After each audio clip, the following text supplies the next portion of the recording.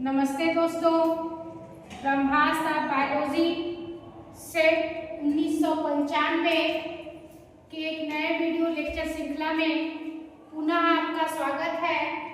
देखिए, हम लोगों का जो ब्रह्मास्त्र बायोलॉजी की एक सीरीज चल रही थी, जिनमें पीसीएस के प्रीवियस ईयर एग्जाम में जो भी क्वेश्चन आए थे विषय बायोलॉजी के, वो हम लोग सॉल्व कर रहे हैं, जिसमें से आपका सेट फर्स्ट जो 1994 का पेपर था, उसमें से 120 क्वेश्चन हम लोग सॉल्व कर लिए हैं। आज हम लोग सेट सेकेंड जो 1995 का क्वेश्चन है, यह विषय बायोलॉजी के जूलॉजी विषय से है, जिसमें से 120 क्वेश्चन है आपका, और जूलॉजी विषय में 120 क्वेश्चन को हम लोग आज सॉल्व करते हैं। तो चलिए क्वेश्चन को स्टार्ट करते हैं।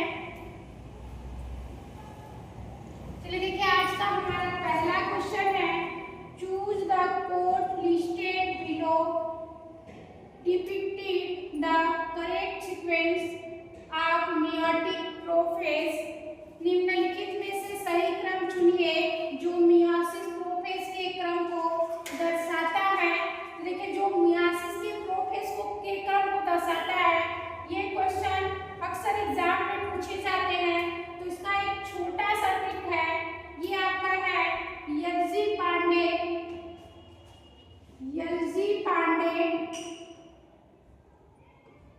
Deputy director. देखिए, एलजी पांडे डिप्टी डायरेक्टर, अगर इसके ट्रिक को आप याद करेंगे तो इसके सीक्वेंस को आप अच्छी तरीके से कर सकते हैं। एलजी कहने का मतलब लिप्टोटीन, एल मतलब लिप्टोटीन, जी मतलब जाइगोटीन, पी मतलब पैचिटीन और डी मतलब डिप्लोटीन, और आपका एक डी है डाइजेनेसिस। तो जो आपका इसके सीक्वेंस को चुनना है, देखिए पहले कौन आएगा, पहले आपका आएगा लिप्टोटीन। तो देखिए लिप्टोटीन, ये आपका फर्स्ट नंबर पे आएगा, सी पहले नंबर पे आ जाएगा लिप्टोटीन। उसके बाद आएगा जाइगोटीन, और जाइगोटीन इसमें नहीं दिया है।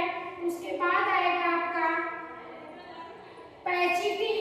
तो आपका पहले सी आएगा, फिर डी आएगा पैचिटीन, फिर आपका आएगा डिप्लोटीन, और ये आपका उसके बाद आपका आएगा ए डिप्लोटीन, और लास्ट में आपका आएगा डाइकाइनेसिस। तो आपका बी हो जाएगा। इसके सीक्वेंस को आप आर्डर में अगर अरेंज करेंगे तो सी डी ए बी, कौन सा सही है? बी ऑप्शन आपका सही है। ये आपका सी डी ए बी, ये आपके इसके मियोसिस प्रोफेज के क्रम को प्रदर्शित करता है। तो देखिए, मियोसिस प्रोफेज को 5 उपचरणों में बांटा जाता है, लिप्टोटीन, जाइगोटीन, पैचिटीन, डिप्लोटीन या डाइकाइनेसिस। ये आपका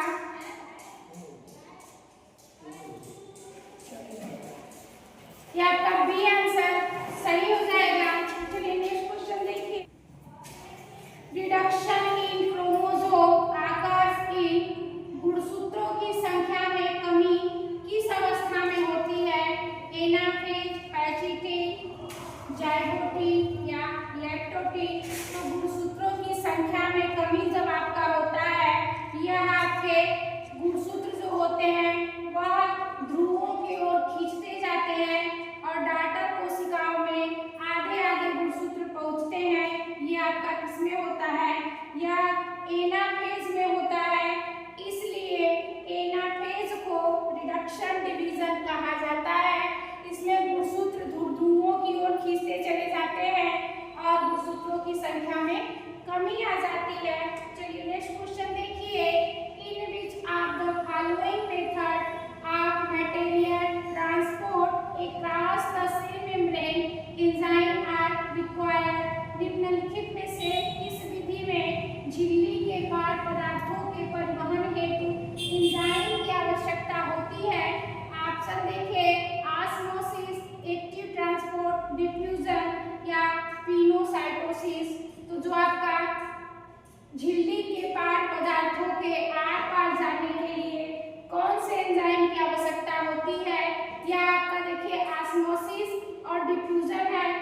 स्वतः होने वाली अभिक्रिया है।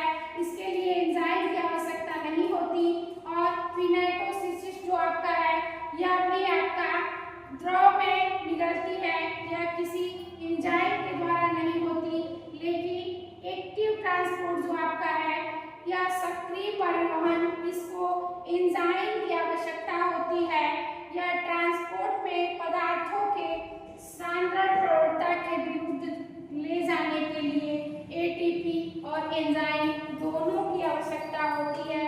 चलिए नेक्स्ट क्वेश्चन देखिए, which of the following is an exception to cell theory. निम्नलिखित में से कौन कोशिका सिद्धांत सेल थ्योरी का अपवाद है। देखिए सेल थ्योरी जो आपका होता है वह सभी जीव कोशिकाओं के बने होते हैं।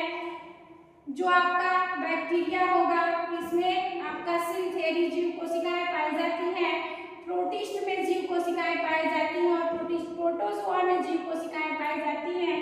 लेकिन सेल थ्योरी का अपवाद जो आपका है वह वायरस है, क्योंकि वायरस जो होता है वह जब बाहर रहता है तो निर्जीव की तरह कार्य करता है, जैसे ही सजीव के अंदर पहुंच जाता है वह सक्रिय हो जाते हैं।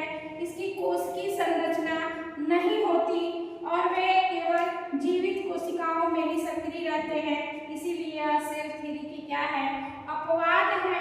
चलिए नेक्स्ट क्वेश्चन देखिए, the function of centromere is, centromere का कार्य क्या है।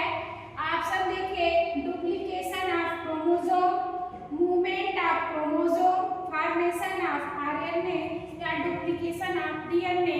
तो जो आपका सेंट्रोसोमियर का कार्य है गुणसूत्रों की प्रतिकृति बनाना, गुणसूत्रों की गति कराना, आरएनए का निर्माण करना या डीएनए की प्रतिकृति बनाना।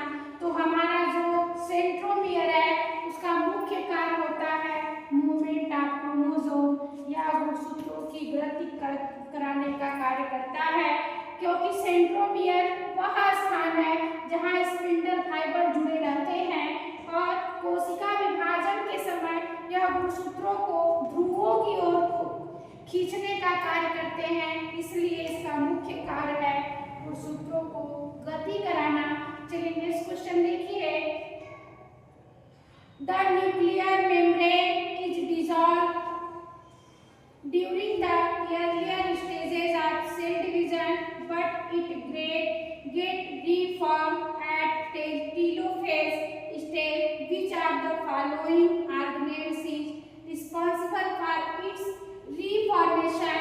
कोशिका विभाजन के प्रारंभिक चरण में नाभिकीय झिल्ली घुल जाती है, लेकिन टीलोफेज अवस्था में यह पुनः बन जाती है।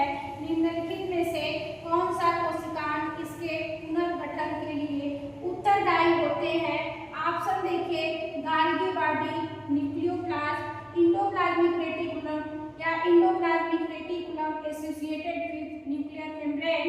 तो जो आपकी कोशिका विभाजन के दौरान जो प्रारंभिक चरणों में जो नाभिकीय झिल्ली होती है वह आपकी भूल जाती है, लेकिन यह टीलोफेज के दौरान पुनः बन जाती है।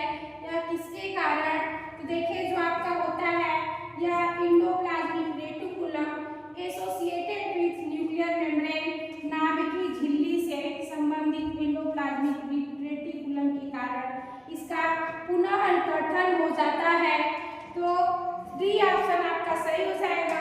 चलिए नेक्स्ट क्वेश्चन देखिए, ribosomal RNA play an important role.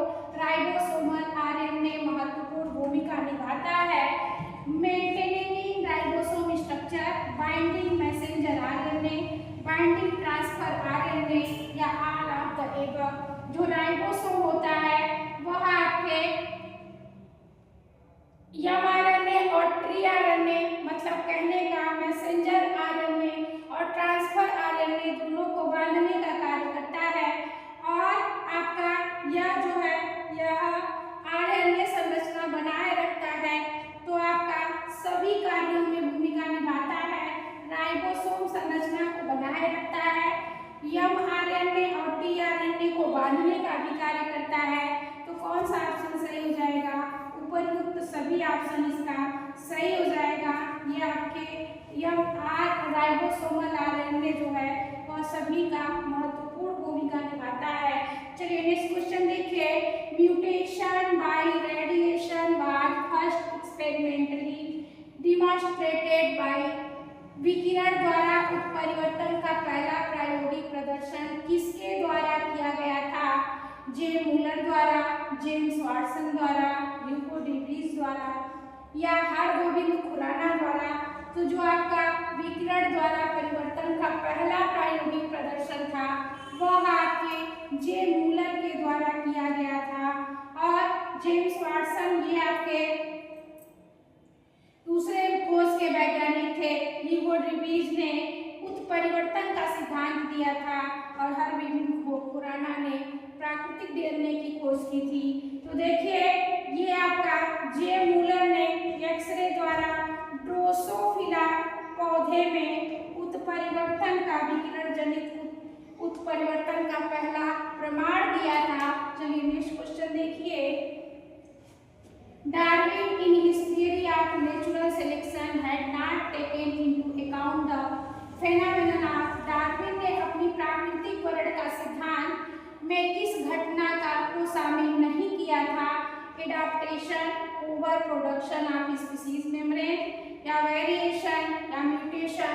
तो देखिए डार्विन ने जो आपका प्राकृतिकरण का सिद्धांत दिया उसमें एडाप्टेशन शामिल था, over production of species membrane भी शामिल था और वेरिएशन विविधताएं भी शामिल थी। लेकिन म्यूटेशन आपके डार्विन के सिद्धांत के अनुसार ये आपका म्यूटेशन या उत्परिवर्तन नहीं था। यह उत्परिवर्तन का उल्लेख डार्विन ने नहीं ह्यूगो डी व्रीज नामक वैज्ञानिक ने किए थे। चलिए नेक्स्ट क्वेश्चन देखिए, स्पीशीज डाइवर्सिफिकेशन रिप्रेजेंट प्रजातियों का विविधीकरण दर्शाता है। Micro evolution, mega evolution, micro evolution या म्यूटेशन? तो जो आपका प्रजातियों का विविध प्रकार के जो विविधीकरण है वह किसमें दर्शाते हैं? वह आपके माइक्रो इवोल्यूशन में दर्शाते हैं प्रजातियों के विविधीकरण को। यह बड़े स्तर पर होने वाले परिवर्तन को दर्शाता है जिसे माइक्रो उत्क्रांति कहते हैं। चलिए नेक्स्ट क्वेश्चन देखिए, फर्स्ट मैन ओरिजिनेटेड इन मानव, प्रथम मानव उत्पन्न हुआ। प्रथम मानव किस युग में उत्पन्न हुआ?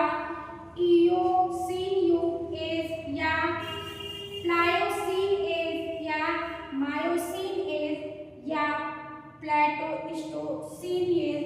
तो मानव जो आपका प्रथम मानव का युग था वह आपके प्लेस्टोसीन युग में उत्पन्न हुआ या प्रथम मानव का उद्भव प्लेस्टोसीन युग में हुआ माना जाता है। चलिए नेक्स्ट क्वेश्चन देखिए, उत्परिवर्तन क्या है? Mutation is transference two of gene, change of sex, inheritable change in DNA sequence DNA, elimination from instructor types. तो देखिए म्यूटेशन क्या है? म्यूटेशन जीवों में या डीएनए में अचानक होने वाले परिवर्तन को म्यूटेशन कहते हैं। तो inheritable change in DNA sequence, DNA अनुक्रमों का वंशानुगत परिवर्तन है म्यूटेशन या उत्परिवर्तन कहलाता है। चलिए नेक्स्ट क्वेश्चन देखिए, the study of genetic improvement of human race is treatment as. मानव जाति के आनुवंशिक सुधार के अध्ययन को क्या कहा जाता है? यूजेनिक्स, क्रैनियोलॉजी, एंथेनोलॉजी या स्टडी ऑफ ह्यूमन वेरिएशन, मानव विविधता का अध्ययन। तो मानव जाति में जो आनुवंशिक सुधार किया जाता है उस अध्ययन को यूजेनिक्स या आपके कहते हैं यूजेनिक्स। मानव जाति के आनुवंशिक सुधार के अध्ययन को यूजेनिक्स कहा जाता है। चलिए नेक्स्ट क्वेश्चन देखिए, below are given the name of some books, year of their publication, and the name of the authors. Which one of the following set is not grouped correctly? नीचे कुछ पुस्तक के नाम, उनके प्रकाशन वर्ष और लेखकों के नाम दिए गए हैं। इनमें से कौन सा समूह सही रूप में मेल नहीं है, नहीं खाता? ऑप्शन देखें, origin of species 1859, Charles Darwin, species and variation their origin by mutation 1991, Hugo de ब्रीफ या philosophy zoology 1890, JB Lamarck and essay on the principle of population 1798। पुस्तकों के नाम दिए गए हैं और उनके प्रकाशन वर्ष दिया गया है और लिखा गया है कौन सा मेल नहीं खाता। तो देखिए, origin of species 1859 Charles Darwin द्वारा है, ये आपका सही है। Species and variation of their origin by mutation 1901 Hugo de brief द्वारा, ये आपका अचानक होने वाले परिवर्तन होते हैं ह्यूगो डे ब्रीफ द्वारा। फिलॉसफी जूलॉजी 1890 लैमार्क द्वारा, ये सही है। और an essay on the principle of population 1789 TR. Malthus द्वारा, ये भी आपका सही है। तो कौन सा गलत, कौन सा मेल नहीं खाता है? तो आपका species and variation of origin by mutation, ये आपके ह्यूगो डे ब्रीफ ने, ये आपका जीवों में होने वाले अचानक परिवर्तन को ह्यूगो डे ब्रीफ ने दिया था। तो ये आपका बी ऑप्शन गलत है। तो कौन सा सुमेलित नहीं है? तो कौन सा ऑप्शन सही हो जाएगा? बी ऑप्शन आपका सही हो जाएगा। चलिए नेक्स्ट क्वेश्चन देखिए। The term gene was given by, gene शब्द किसके द्वारा दिया गया? मार्गन द्वारा, बेटसन द्वारा, जोहानसन द्वारा या एम.सी. क्लर्क द्वारा? तो जो आपका जीन शब्द का प्रयोग जोहानसन नाम के वैज्ञानिक ने दिया था, बेटसन ने जेनेटिक्स दिए थे। चलिए नेक्स्ट क्वेश्चन देखिए। Which among the following is a post-zygotic isolating mechanism? निम्नलिखित में से कौन सा उत्तर जाइगोटिक अलगाव तंत्र है? Ethological isolation, gametic isolation, hybrid stability या जियोग्राफिकल आइसोलेशन? तो कौन सा एक आपका पोस्ट जाइगोटिक आइसोलेटिंग मैकेनिज्म है? तो हाइब्रिड स्टेरलाइट, जो आपका हाइब्रिड बांझपन होता है, यह आपके पोस्ट जाइगोटिक आइसोलेटिंग मैकेनिज्म के अंतर्गत आता है। उत्तर जाइगोटिक अलगाव में संतान सामान्य रूप से विकसित नहीं हो पाती और इसका प्रमुख उदाहरण हाइब्रिड बांझपन होते हैं। चलिए नेक्स्ट क्वेश्चन देखिए। According to widely accepted theory, the Earth atmosphere prior to origin of life consisted of mixture of जीवन की उत्पत्ति से पहले पृथ्वी का वायुमंडल व्यापक रूप से स्वीकृत सिद्धांत के अनुसार किन गैसों का मिश्रण से बना था? देखिए, जब जीवन की उत्पत्ति नहीं हुई थी तो वायुमंडल में विभिन्न प्रकार की गैसें थे, लेकिन जीवन की जब उत्पत्ति नहीं हुई थी तो उस टाइम वायुमंडल में ऑक्सीजन गैसेज और कार्बन डाइऑक्साइड गैसेज नहीं थी। जो आपकी गैसेज थी वह आपका था मीथेन था, अमोनिया था, मीथेन CH4, अमोनिया NH3 और हाइड्रोजन गैस था और जलवाष्प था और H2O था। ये आपकी जीवन की उत्पत्ति के पहले वायुमंडल में गैस पाई गई थी। तो आपका कौन सा ऑप्शन सही है? जलवाष्प, हाइड्रोजन, अमोनिया और methane, hydrogen, carbon dioxide, ammonia और मीथेन, ऑक्सीजन, अमोनिया, मीथेन और जलवाष्प, या ओजोन, मीथेन, ऑक्सीजन और जलवाष्प? तो देखिए, उस टाइम ये आपका जलवाष्प, हाइड्रोजन, अमोनिया और मीथेन ये आपके थे और कार्बन डाइऑक्साइड नहीं था और ऑक्सीजन नहीं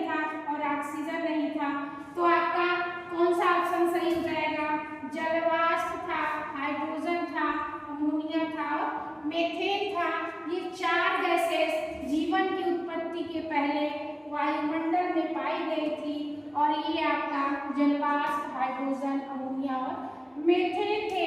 चलिए नेक्स्ट क्वेश्चन देखिए। Wings of butterfly, bird and bat are, तितली, पक्षी और चमगादड़ के पंख क्या होते हैं? होमोलॉगस ऑर्गन, एनालॉगस ऑर्गन या अनरिलेटेड ऑर्गन या वेस्टिजियल ऑर्गन। तो जो आपके तितली, पक्षी और चमगादड़ के पंख होते हैं इनकी उत्पत्ति तो अलग अलग, दिखने में अलग अलग होते हैं लेकिन कार्य समान करते हैं, वह आपके एनालॉगस ऑर्गन कहलाते हैं।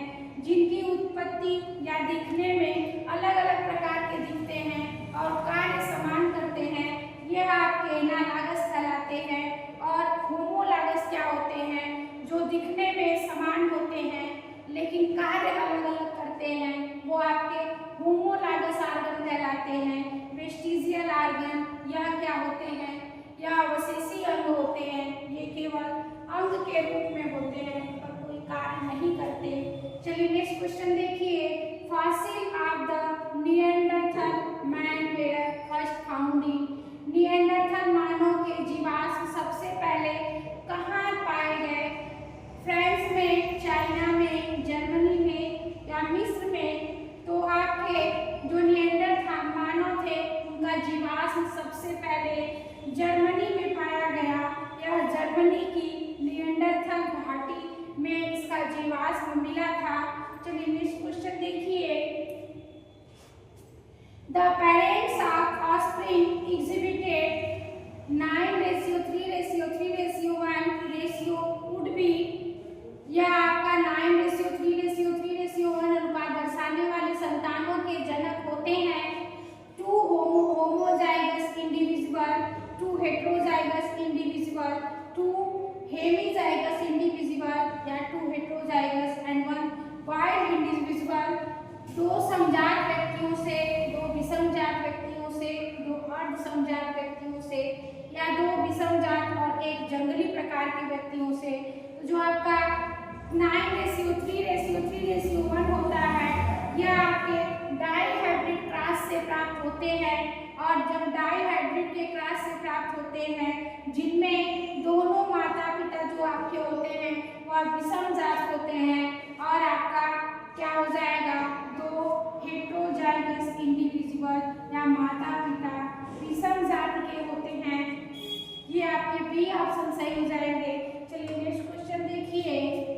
अ colour blind women married a normal man, their children will be, एक रंगदार महिला का विवाह एक सामान्य पुरुष से होता है, उसकी संतान कैसी होगी?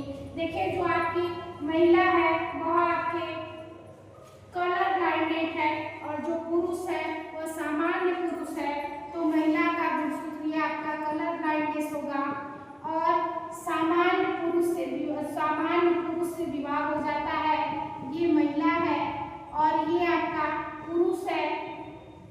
कहने का मतलब एक महिला का विवाह, एक कलर ब्लाइंडनेस महिला का विवाह सामान्य पुरुष से हो जाता है तो उसके संतानें कैसी होगी? तो इसका जब आप क्रॉस कराएंगे तो आपका हो जाएगा x डॉट x और इससे क्रॉस कराएंगे x डॉट y और ये आपका इससे जब क्रॉस कराएंगे x डॉट x और इससे जब क्रॉस कराएंगे x डॉट y, ये आपका क्रॉस होगा। तो जब आपका एक वर्णांध फीमेल का विवाह एक सामान्य पुरुष से अगर करा दिया जाता है तो जो स्त्रियां होंगी, जो डॉटर होंगे वह आपके वाहक होंगे, उनमें पाया जाएगा, उनमें वाहक रूप से पाया जाएगा लेकिन उनका जीन ऐसे ही बढ़ता जाएगा। कहने का मतलब आनुवंशिकी पीढ़ी में किसी न किसी को होगा लेकिन उसके डॉटर को नहीं होगा, डॉटर उसकी वाहक होगी। लेकिन जो आपका सन होगा उसका वह कलर ब्लाइंडनेस होगा। तो सन आपका क्या हो जाएगा? क्योंकि सन आपका जो है उस पे ये आपका कलर ब्लाइंडनेस है तो क्या हो जाएगा? सन आपका कलर ब्लाइंडनेस होगा और डॉटर जो होगी वह वाहक होगी। डॉटर आपकी क्या होगी? वाहक होगी। तो देखिए कौन सा ऑप्शन सही है?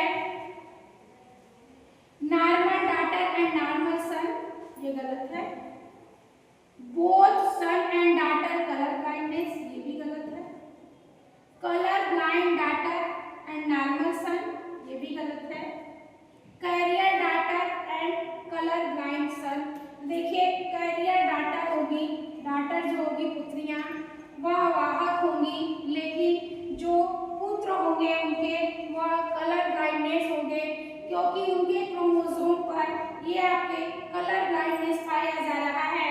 तो देखिए XCX वर्णांग महिला और सामान्य पुरुष से बेटियां जो है वह वाहक होंगी और बेटे जो है वह कलर ब्लाइंडनेस होंगे। चलिए नेक्स्ट क्वेश्चन देखिए, identify the sub class of Pila globosa. Pila globosa की उपवर्ग की पहचान कीजिए। ओपिस्थोब्रांचिया, पल्मोनेटा या प्रोसाब्रांकिया या स्टाइलोमेटोफोरा। तो जो आपके पाइला ग्लोबोसा का उपवर्ग या सब क्लास है वह आपके प्रोसोब्रांचिया है। ये पाइला का सब क्लास है या किस उपवर्ग के अंतर्गत पाइला ग्लोबोसा आते हैं। चलिए नेक्स्ट क्वेश्चन देखिए, Linnaeus is created for. Linnaeus किसके लिए प्रसिद्ध हैं? Discovery of blood circulation, theory of biogenesis, discovery of cell या बायोनॉमिनल नॉमेनक्लेचर। देखिए डिस्कवरी ऑफ ब्लड सर्कुलेशन, रक्त परिसंचरण की खोज कार्ल लैंडस्टीनर ने की थी। थियरी ऑफ बायोजेनेसिस, जीव उत्पत्ति का सिद्धांत रुडोल्फ विर्चो ने दिए थे। डिस्कवरी ऑफ सेल, कोशिका की खोज रॉबर्ट हुक ने किए थे। लेकिन लीनियस ने आपका दुई नाम पद्धति दिए, एक नाम जाति का और दूसरा नाम प्रजाति का दिए। यह आपके लीनियस द्वारा दी गई, जिनमें दुई नाम पद्धति को दिए थे। चलिए नेक्स्ट क्वेश्चन देखिए, match the list first with list second and select your answer from the code given below. सूची फर्स्ट को सूची सेकेंड से मिलान कीजिए तथा नीचे दिए गए कोड से उत्तर का चयन कीजिए। Giardia flagellata, Heloderma reptiles, Ostrea pelecypoda या शिस्टोमा ट्रिमेटोडा। तो देखिए जो आपका मिलान करना है, जियार्डिया जो है वह फ्लैजिला के द्वारा मोशन करते हैं और हेलोडर्मा या रेप्टिलिया में पाया जाता है। ऑस्ट्रिया पैलिसाइपोडा होता है और शिस्टोमा ये ट्रिमेटोडा होते हैं। तो आपका यह पूरा सेम का सेम मिलान है, ए का पहला, बी का दूसरा, सी का तीसरा और डी का चौथा। ए ऑप्शन आपका सही हो जाएगा। देखिए फ्लैजिला, रेप्टिलिया, पैलिसाइपोडा, ट्रिमेटोडा, ये आपके ए ऑप्शन सही हो जाएंगे। ये आपका ए ऑप्शन सही होगा। चलिए नेक्स्ट क्वेश्चन देखिए, Which one of the following human disease is not transmitted by the female Culex mosquito? निम्नलिखित में से कौन सा मानव रोग मादा क्यूलेक्स मच्छर से नहीं फैलता? Elephantiasis, yellow fever, dengue fever या एन्सेफलाइटिस। तो मादा क्यूलेक्स मच्छर से कौन सा रोग नहीं फैलता? ये आपका एलिफेंटियासिस फैलते हैं, येलो फीवर ये भी आपका फैलते हैं और एन्सेफलाइटिस ये भी आपके फैलते हैं। लेकिन जो आपका डेंगू विभाग में जो बुखार होता है वह मादा एनाफिलीज से नहीं होता और एडीज मच्छर के काटने से फैलता है।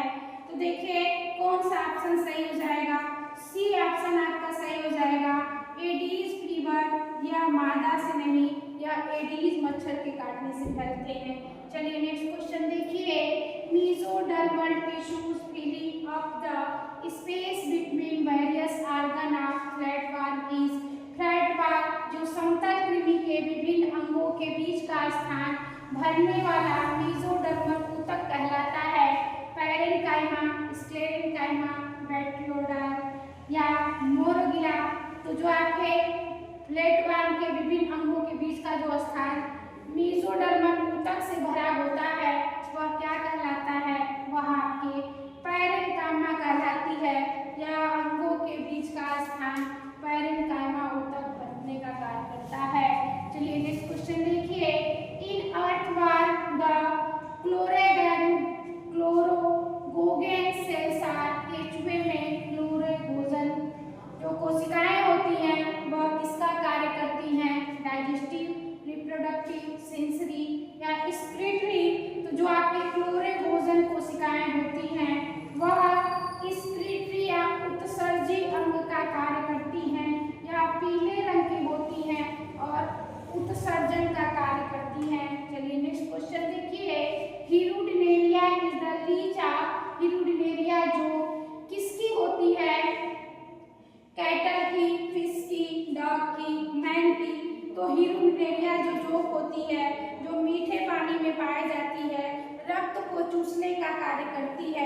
इसे रक्त चूसक भी कहते हैं। यह गाय या भैंस आदि पशुओं पर पाई जाती है। ये आपके कैटल पे या पशुओं पर पाई जाती है। ये ऑप्शन आपका सही हो जाएगा। चलिए नेक्स्ट क्वेश्चन देखिए। Book lungs are found in, book lungs फेफड़े इनमें से किसमें पाए जाते हैं? देखिए जो आर्थ्रोपोडा संघ के जंतु होते हैं उनमें दो आपके वर्ग पाए जाते हैं, एक इंसेक्टा और एक एरेक्टिना। और इंसेक्टा जो होते हैं उनमें 3 जोड़ी पैर पाए जाते हैं और एरेक्टिना में 4 जोड़ी पैर पाए जाते हैं। तो आपका जो बुक लंग्स फेफड़े किन में पाए जाते हैं? ऑप्शन देखिए, फ्रॉग में, स्कॉर्पियन में, बर्ड में या कैट में। तो जो आपका स्कॉर्पियन बिच्छू होता है उसमें श्वसन अंग बुक लंग्स पाए जाते हैं। यह आपके श्वसन लेने का कार्य, सांस लेने का कार्य करते हैं। चलिए नेक्स्ट क्वेश्चन देखिए। Bladder worm is the larva of, bladder worm larva किसका होता है, किसमें पाया जाता है? टेपवर्म में, स्नेल में, डॉग में या एकाइनोडर्म में। तो जो आपका ब्लैडर वर्म लार्वा होते हैं वह टेपवर्म में पाए जाते हैं। यह इसको सिस्टिसर्कस लार्वा या टैपवर्म लार्वा का होता है। यह सुअर की मांसपेशियों में पाया जाता है। चलिए नेक्स्ट क्वेश्चन देखिए। Ancylostoma duodenale causes of disease known as, जो एंसाइलोस्टोमा ड्यूडेनेल्स किस रोग का कारक है? एलिफेंटियासिस, फाइलेरिया या ट्राइकिनोसिस या हुकवर्म डिजीज। तो जो आपका एंसाइलोस्टोमा ड्यूडेनेल्स होते हैं वह हुकवर्म जो आपके होते हैं वह हुकवर्म रोग से उत्पन्न करते हैं। चलिए नेक्स्ट क्वेश्चन देखिए। स्पंज होते हैं डिप्लोब्लास्टिक, डिप्लोब्लास्टिक, मोनोब्लास्टिक या एसिलोमेट। तो स्पंज में केवल एक ही जर्म लेयर पाई जाती है। यह क्या होते हैं? मोनोब्लास्टिक, एक स्तरीय गुड़ी होते हैं। ये आपके स्पंज आपका मोनोब्लास्टिक होते हैं। चलिए नेक्स्ट क्वेश्चन देखिए। Saul-Gel theory to explain locomotion in amoeba was propounded by, जो अमीबा में गमन की व्याख्या करने के लिए Saul-Gel theory सिद्धांत किसने प्रस्तुत किया? मार्श एंड पेंटिन एंड जेनिन ने या हाइमन ने या सेल्डार ने। तो जो आपका अमीबा में गति के लिए Saul-Gel theory सबसे पहले मार्श एंड पेंटिन नामक वैज्ञानिक ने प्रस्तुत किया था। चलिए नेक्स्ट क्वेश्चन देखिए। Open type blood circulatory blood vascular system is found इन, खुली रक्त परिसंचरण प्रणाली इनमें से किसमें पाई जाती है? कॉकरोच में, अर्थवर्म में, लीच में या मैन में।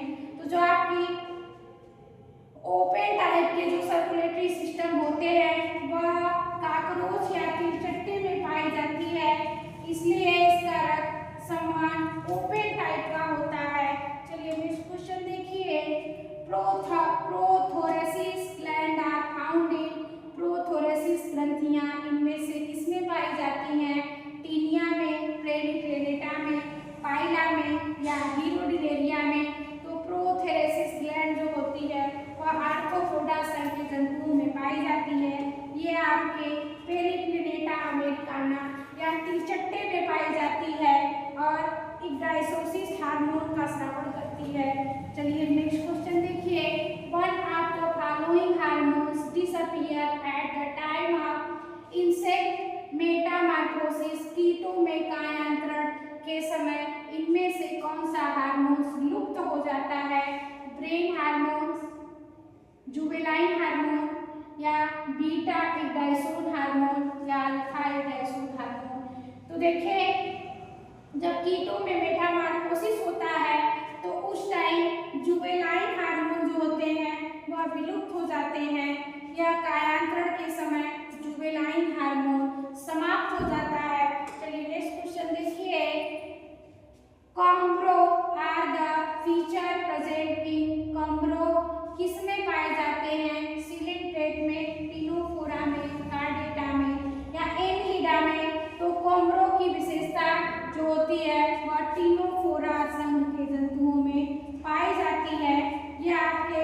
तीनों मोरा संघ में कौन दो पाए जाते हैं। कंघी के प्रकार की संरचनाएं पाई जाती हैं। चलिए नेक्स्ट क्वेश्चन देखिए, which one of the following gland is found in periplaneta cockroach. निम्नलिखित में से कौन सी ग्रंथि तिलचट्टा पेरिप्लिनेटा में पाई जाती है।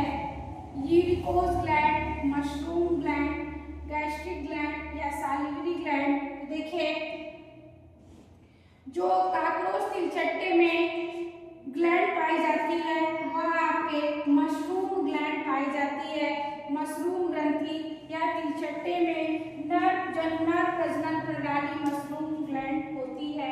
चलिए नेक्स्ट क्वेश्चन देखिए, one of the following has a vermiform motile zygote. निम्नलिखित में से किसमें कीट के समान वर्मीफॉर्म गतिशील युग्मज होते हैं। प्लाज्मोडियम, टीनिया, वैलेंटिडियम या जियार्डिना।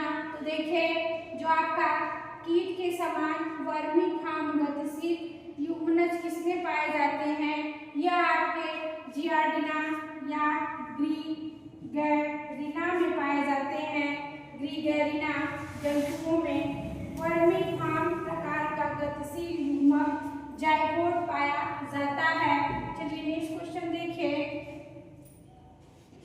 इंडोमिक्सिस is a mode of reproduction found in. इंडोमिक्सिस प्रजनन की एक विधि है जो किसमें पाई जाती है। वर्टिसेला में, पैरामीशियम में, यूग्लिना में या ओपालिना में। तो जो इंडोमिक्सिस जो एक प्रजनन रिप्रोडक्शन की एक विधि है यह पैरामीशियम में पाई जाती है। यह आपके प्रोटोजोआ संघ के जंतु जो पैरामीशियम है उनमें इंडोमिक्सिस पाई जाती है।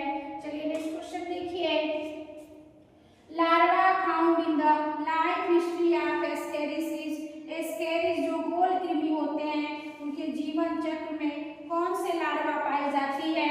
मिरासीडियम लार्वा, रेडिया लार्वा, रेप्टिफॉर्म लार्वा या प्लैनुला लार्वा। तो जो आपके एस्केरिस या गोल कृमि के जीव होते हैं उनमें रेप्टिफॉर्म लार्वा पाई जाती है। यह एस्केरिस के जीवन चक्र में पाया जाता है। चलिए नेक्स्ट क्वेश्चन देखिए, epitope in Nereis is associated with. Nereis में इपीटोप किससे संबंधित है। ऑप्शन देखिए, ए सेक्सुअल रिप्रोडक्शन, फर्टिलाइजेशन या रीजनरेशन।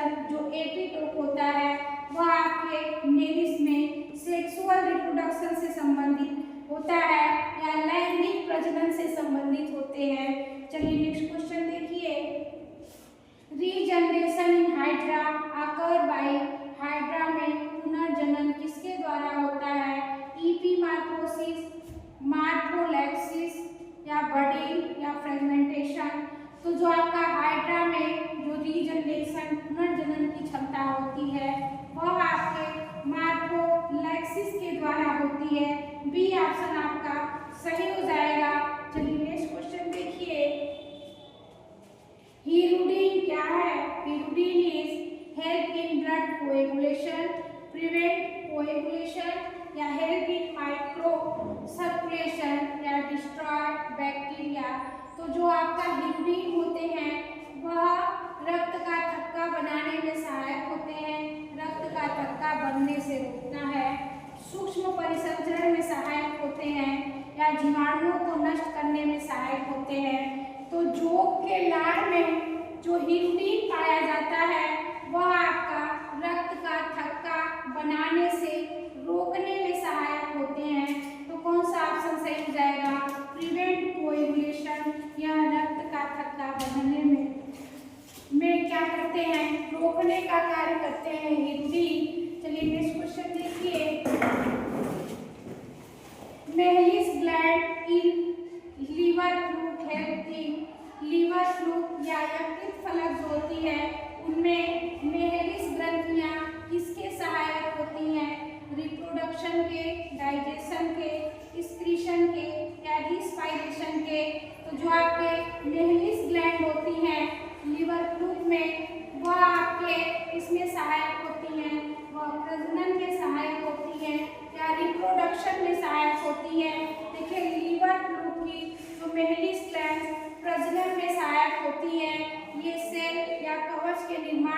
भाग नहीं लेती, लेकिन अंडार और शुक्राणु के संचरण में सहायता करती है। चलिए नेक्स्ट क्वेश्चन देखिए।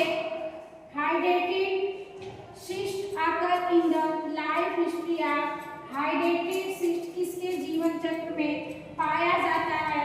सिस्टोमा, हिमेटोबियम या एकाइनोकोकस ग्रैनुलोलस या हाइमेनोलेपिस नामक या आपका एंसाइलोस्टोमा ड्यूडेनाले जो आपका हाइड्रेटेड सिस्ट होते हैं वह आपके किसके जीवन चक्र में पाए जाते हैं? वह एकाइनोकोकस ग्रैनुलोलस के जीवन चक्र में पाए जाते हैं। यह रक्त फ्लू को असंगठित प्रजनन से बनते हैं। चलिए नेक्स्ट क्वेश्चन देखिए। Organ of perial complex are found in जो पेरियल कॉम्प्लेक्स के अंग कहाँ पाए जाते हैं? इंसेक्ट में, मोलस्का में, एंगिडा में या प्लेटीहेल्मिन्थस में। तो जो पेरियल कॉम्प्लेक्स के अंग होते हैं वह आपके मोलस्का संघ के जंतुओं में पाए जाते हैं। इसमें जो आपका एक बड़ी गुहा होती है जिसे मेंटल से ढकते हैं और इसमें सिर और पैर को क्या करते हैं? छिपा लेते हैं। चलिए नेक्स्ट क्वेश्चन देखिए। Correct sequence of parts of the alimentary canal of cockroaches तिलचट्टे की आहार नली का सही क्रम कौन सा है? देखिए तिलचट्टे की आहार नली का जो सही क्रम है, पहले आपका पाया जाता है फेरिंग्स, फिर आपके आइसोफेगस पाए जाते हैं, फिर आपका क्राप पाया जाता है और गिजार्ड, उसके बाद मेसेस्ट्रान और उसके बाद कोलम और इलियम पाया जाता है। तो देखिए ऑप्शन दिया है oesophagus, pharynx, gizzard, crop, mesenteron, colon, ileum. Pharynx, oesophagus, gizzard, crop, mesenteron, ileum और colon. Oesophagus, pharynx, crop, gizzard, mesenteron, colon and ileum या pharynx, oesophagus, crop, gizzard, mesenteron, colon और इलियम। तो सबसे पहले आपका जो आहार नली कॉकरोच का आहार नली होता है उसको सीक्वेंस में आप लगाएंगे तो पहले फेरिंग्स पाया जाता है। ये ऑप्शन आपका गलत हो गया।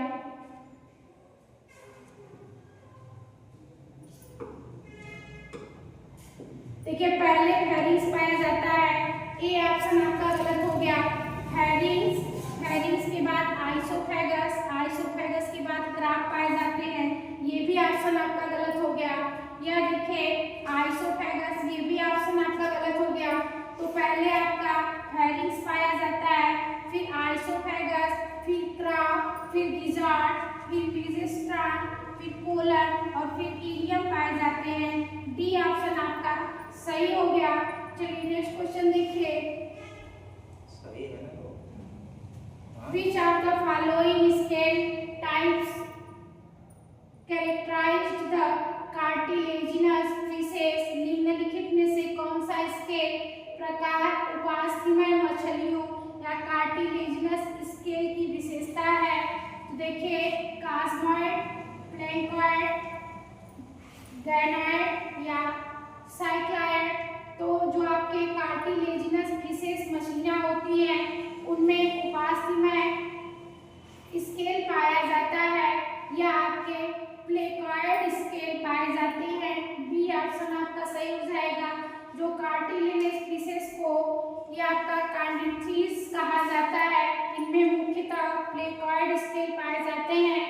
कास्मोइड स्केल कोलेंथिस में मिलते हैं और गैगाइड स्केल प्रिमिटिव बोनी फिशेस में और साइक्लॉइड स्केल टीलोस्ट फिशेस में पाए जाते हैं। चलिए नेक्स्ट क्वेश्चन देखिए। What kind of kidney is found in fishes? मछलियों में किस प्रकार की किडनी पाई जाती है? प्रोनेफ्रॉन, मेसोनेफ्रॉन, मेटानेफ्रॉन या प्रोनेफ्रॉन एंड मेटानेफ्रॉन दोनों। तो मछलियों में ये आपकी किडनी पाई जाती है वह आपकी मेसोनेफ्रॉन प्रकार की किडनी पाई जाती है मछलियों में। मछलियों में मेसोनेफ्री प्रकार की किडनी पाई जाती है। टैडपोल लार्वा में प्रोटोनेफ्रॉन,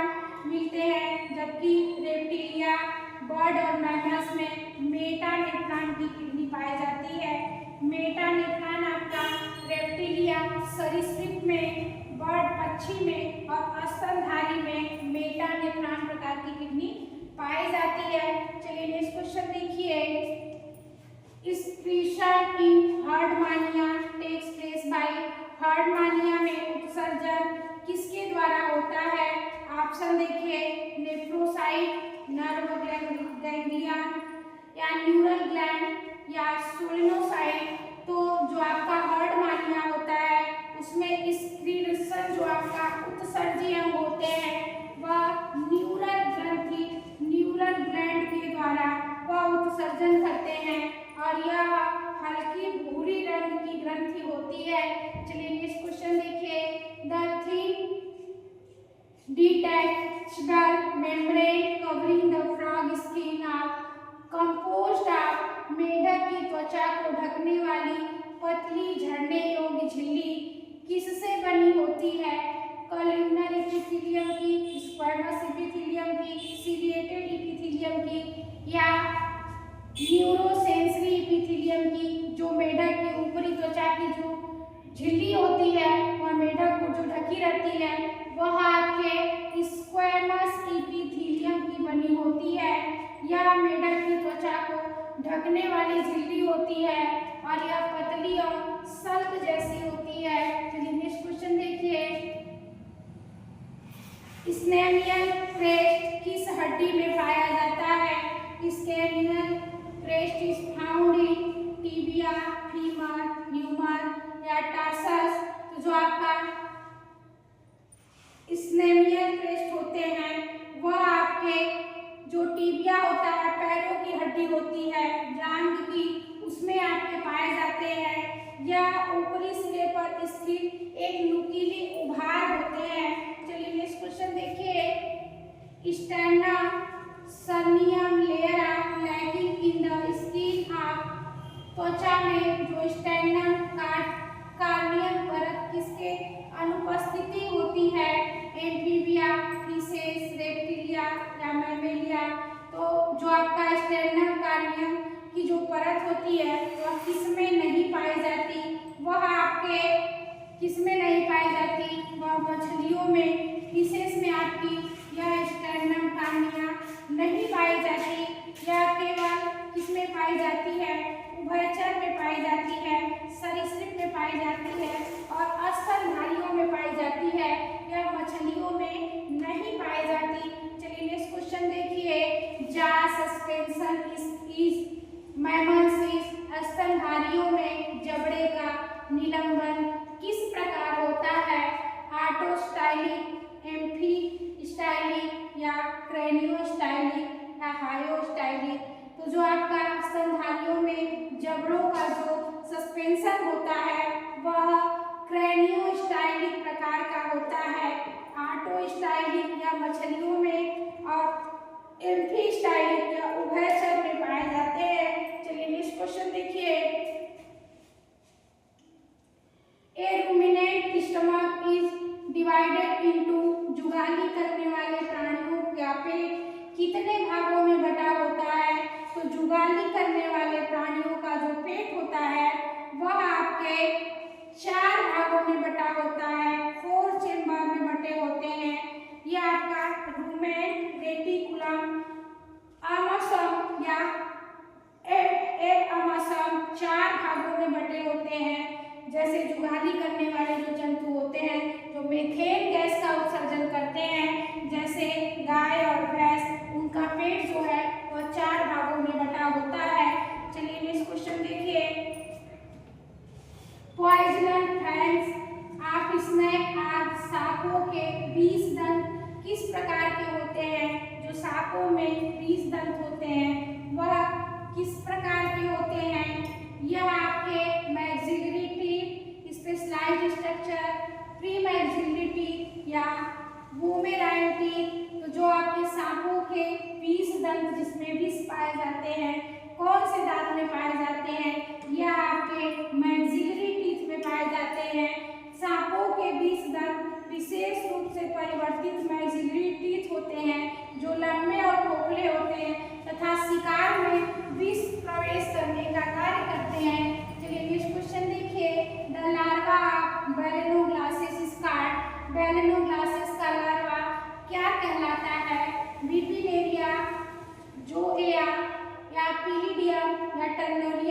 तो बेरेलोब्लास्टिस का जो लार्वा होता है वह आपके टर्नेरिया लार्वा कहलाता है। डी ऑप्शन सही हो जाएगा। जो आपका बाइपिनेरिया है वह स्टारफिश का लार्वा है और जोया आपका क्रस्टेशियन का लार्वा है और पिलिडियम जो है वह नेमेरिटिड का लार्वा होते हैं। चलिए नेक्स्ट क्वेश्चन देखिए। In a frog the number of pair of cranial nerve is, मेढक में कपाल तंत्रिकाएं कितने जोड़े होते हैं? देखिए मनुष्यों में जो कपाल तंत्रिकाएं होते हैं वह आपके 12 जोड़ी होते हैं, लेकिन मेढक में कपाल तंत्रिकाएं 10 जोड़ी होते हैं। सी ऑप्शन आपका सही हो जाएगा। चलिए नेक्स्ट क्वेश्चन देखिए। Which one of the following gland found in urochordata is said to be the forerunner of the thyroid gland of vertebrata? Urochordata में पाई जाने वाली कौन सी ग्रंथि कशेरुकियों की थायराइड ग्रंथि का अग्रदूत मानी जाती है? न्यूरल ग्लैंड, इंडोस्टाइल ग्लैंड या डॉर्सल ट्यूबरकल या पाइलोरी ग्लैंड? तो जो आपके यूरोकार्डेटा में जो ग्रंथि पाई जाती है वह कशेरुकियों की थायराइड ग्रंथि का अग्रदूत माना जाता है। यह आपके इंडोस्टाइल ग्लैंड होती है। बी ऑप्शन आपका सही हो जाएगा। देखिए यूरोकार्डेटा में पाए जाने वाली इंडोस्टाइल ग्रंथि जो कशेरुकियों की थायराइड ग्रंथि का अग्रदूत माना जाता है। चलिए देखिए जो हमारा आज का सेट 1995 था उनमें से हम